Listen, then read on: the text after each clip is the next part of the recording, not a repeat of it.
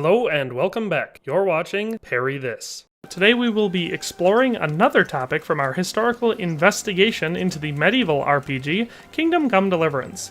So we are finally going to discuss the Battle of Nicopolis, a major event that indirectly led to Sigismund's invasion of Bohemia, and of course the sacking of Silver Skalitz.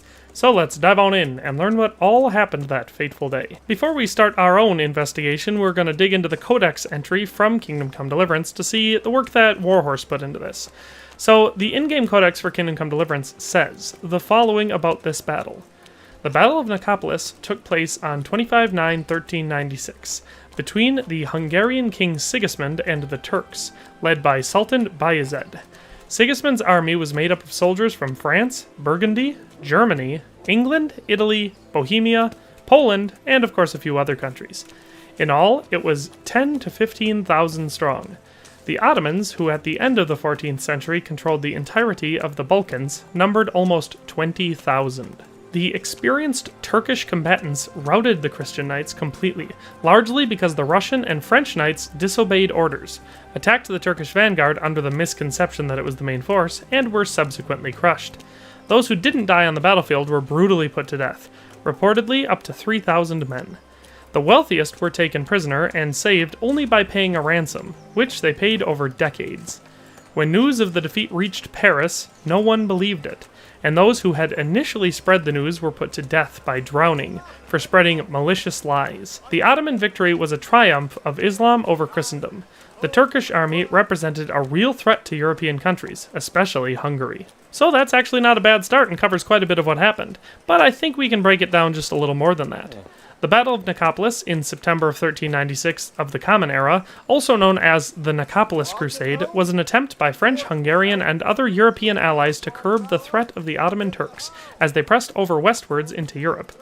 Nicopolis in Bulgaria was the point of a dramatic and decisive defeat when an ill-disciplined and overconfident Crusader army was largely wiped out.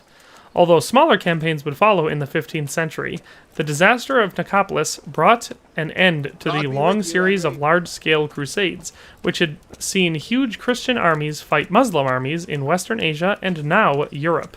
The leader of the Ottoman Turks, who then controlled Anatolia, was Bayezid I, also known as Yildirim, or the Thunderbolt.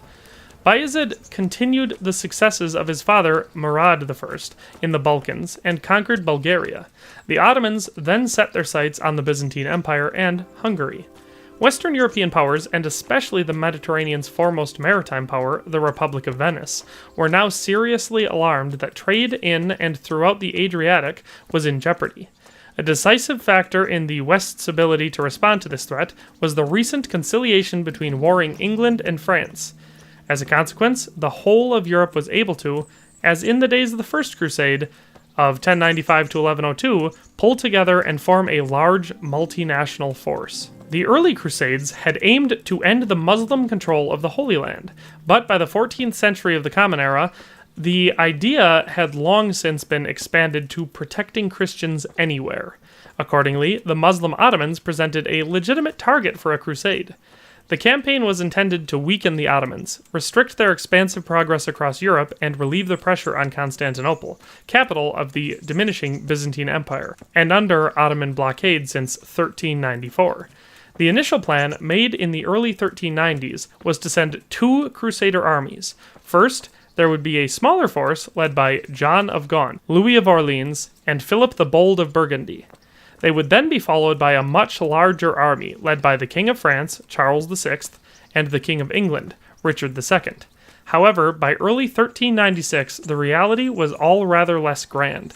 Both kings chose to remain at home to look after their own domains, and it was left to the son of Philip the Bold, John of Nevers, to lead a smaller-scale crusade, essentially a France-Burgundy operation, which included some 700 knights.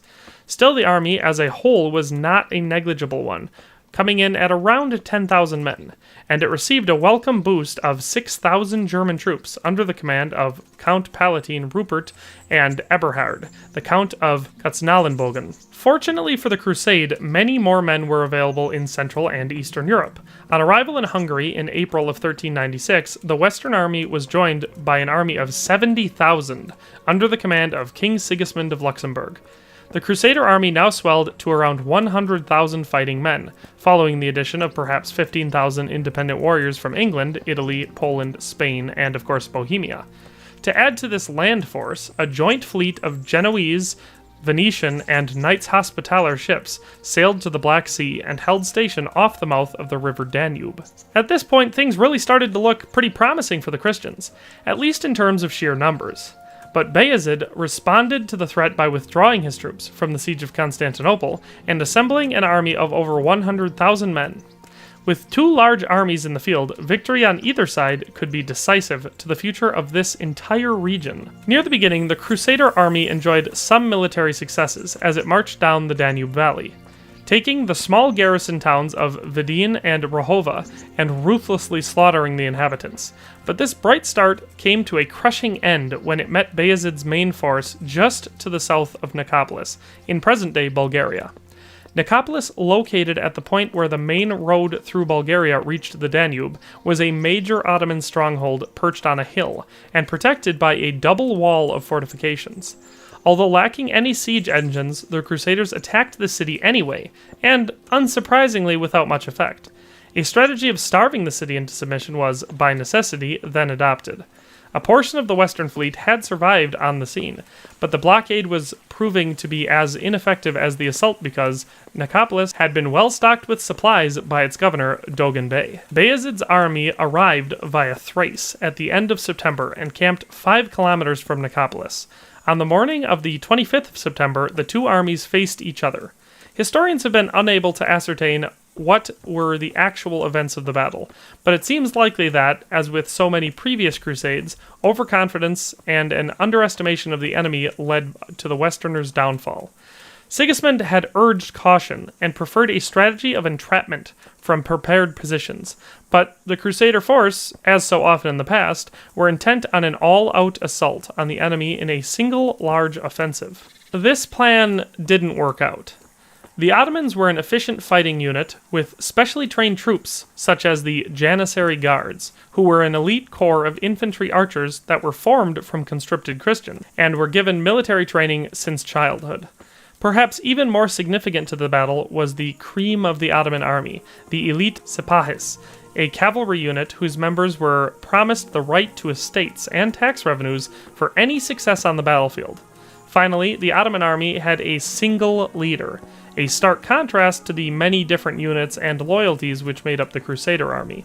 It all kinda kicked off when the French cavalry rashly charged the enemy infantry positions, unsupported, which were protected by a line of sharpened stakes. The Sipahis cavalry, until then kept in reserve, was able to take full advantage of the chaos amongst the Crusader troops caused by the French ill discipline and the withdrawal of Sigismund's allies from Wallachia and Transylvania.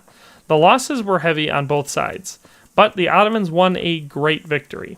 Over 10,000 captured Westerners were slaughtered, and many European nobles were taken prisoner, although King Sigismund was rescued from that fate by a group of Knights Hospitaller.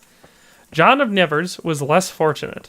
He was captured along with Philip of Artois, the Constable of France, and a number of other prominent French aristocrats.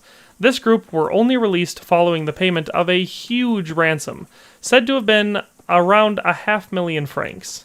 Nicopolis was the last major crusade, and the defeat, along with the changing times in general, meant that Europe's nobility took a distinct lack of interest in any future religious campaigns against the Turks. The Ottomans soon tasted defeat themselves, when Bayezid was taken captive in the battle against the Mongols near Ankara in 1402, and the Ottoman Turkish Empire was beset by the struggle amongst Bayezid's son for its control. One of them was Mehmed I, and he would eventually take control in 1413. Hungary continued the fight to stem the spread of the Ottomans, their brilliant general John Hunyadi winning victories in 1441 and 1442. But the Varna Crusade of 1444, the last major Christian offensive, was just as disastrous as Nicopolis. Constantinople fell to the Ottomans in 1453, and then they followed up that victory by conquering Wallachia, Albania, and Greece. So, what was the fallout of all this? After the failed crusade against Nicopolis, Sigismund, now extremely strapped for cash, would go on to invade Bohemia. He sacked Kuttenberg during King Wenceslaus's imprisonment in Vienna. Sigismund and his army would then go on to ransack one of the region's most productive silver mines, Silver Skalitz, and that is where Henry's story begins. So that does it for this video. I hope you enjoyed this simplified summary of this widely influential event that sort of just gets glossed over in Kingdom Come Deliverance. I hope this video was both educational and entertaining. But in any case, thanks for watching and have a nice day, and I'll see you next time.